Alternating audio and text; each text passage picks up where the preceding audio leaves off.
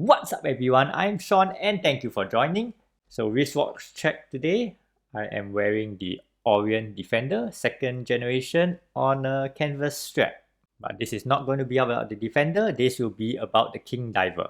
Now I've grown up accustomed to the typical Submariner style dive watch with external rotating bezel and all. So I was genuinely intrigued when I was asked to review this piece as it is unlike anything that I have ever worn before. Having spent some time with it now, I must say this is actually a very interesting piece with one major surprise. But before we get into that, let's get the specs out of the way first. So it comes in at a case size of 43.8mm, a thickness of 14mm, lug to lug width of 50mm, lug width of 20mm. The case is made of stainless steel. The crystal is a standard mineral glass. Case back is screw down and stainless steel. It is fitted with a modern Orient caliber F6922. This features hacking, self-winding and hand winding. Apart from the typical tree hand, we have a day and a date complication with a power reserve of about 40 hours. 21,600 VPH with 22 joules and a water resistance of 200 meters. Take note that this is not an ISO diver. Retail price for this particular limited edition piece is 599 Singapore dollars, with the standard models going at 549 Singapore dollars.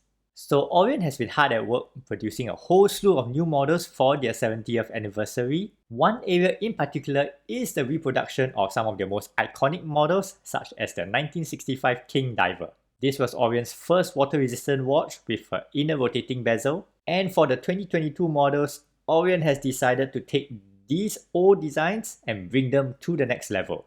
The new lineup comes in 4 different dial variants: the original black, red with a black bezel, green with a green bezel, and a gold gradation dial in a bronze case. In addition, each of these variants come in a Japan-only edition or JDM, as well as a rest of the world version. Now the difference is that the JDM models feature a kanji debut and are all limited to 1,000 pieces each. The rest of the world models feature an English debut, with only the gold dial version that we are reviewing today being limited to 2,700 pieces worldwide. Now for those of you who are into the JDM stuff, it's rumored that the local AD, big time Singapore, may still have a few pieces available if you ask them nicely. So the King Diver has a very interesting history, and I'm not just referring to the original King Diver, sold from 1965 to 1969, that this watch is based on. You see, apparently in their attempt to stay as true as possible to the original, they did overlook one very major issue, which is the use of the word diver. You see, in the 1960s, there was no ISO certification yet, so only after that, then did the word diver become an indication of a watch meeting the ISO standard. This series released in 2020, however, was not ISO certified, but managed to get produced with the diver word printed on the dial before anyone actually noticed the issue. Because of this, Orient had to make a last-minute addition to all the packaging by including a label stating that this watch is not ISO certified. I really do love pieces that have a good story behind them. So let's move on to the actual watch itself and let's have a look at what it is. Now I mentioned that this watch had one major surprise, and that is how surprisingly light and comfortable it wears on my 6.25-inch wrist, contrary to what the 43.8mm size suggests. I suspect that this is actually down to the short lugs featured on this watch, which come in at just about 50mm, and they do curve down quite a fair bit. The sides of the case are finely brushed finish, while the back and inner lug area are polished. The case back is also polished with the usual markings that you see on most Orient watches, along with our lovable scuba guy that is laser etched into it. This is a welcome addition and very reminiscent of the original King Diver. In fact, this whole case is basically a modernized version of the original, which Orient have managed to stay very true to. The crown is not a screw-down one, which is one of the reasons why it does not meet ISO certification. The gaskets, however, are still capable of achieving 200 meters of water resistance, making it perfectly fine for swimming, but I wouldn't really want to bring it for proper scuba diving. If you can see, there's a slightly domed mineral crystal sitting on top of the case, but it does protrude quite a fair bit above the bezel, which might be a bit of a concern for those of you who aren't the most careful with your watches. Nonetheless, this is also a design cue that does stay true to the original and is a part of what makes it a proper king diver. Now the dial is typical of the dials that Orient is known for. This model in particular features the Jaguar Focus colorway, which is basically a black and gold gradation dial. The applied markers, if you can see, are diamond polished, along with the arrow hands that are also diamond polished, and the minute markers are painted on.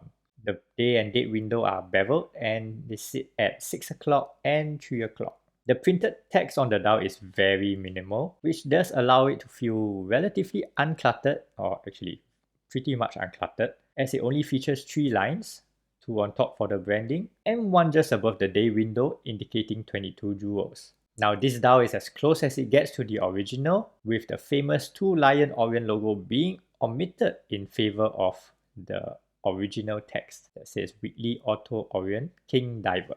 The lume is also just like the original as well, with small lume pips placed beneath each marker and along the hands. I would say that this is not the most effective solution, especially compared to modern watches, and it does, in my opinion, somewhat limit its ability as a true tool watch. Now this watch features a very large and very visible inner rotating bezel operated by a second crown at the 2 o'clock position. So you have minute markers throughout with a rectangle index at the 5-minute marks and numerals at the 10-minute marks, while 0 is marked with a large triangle. The markers are printed in white on black, with the exception of the green dial variant that features a green bezel. Overall, a very true recreation of the original King Diver bezel.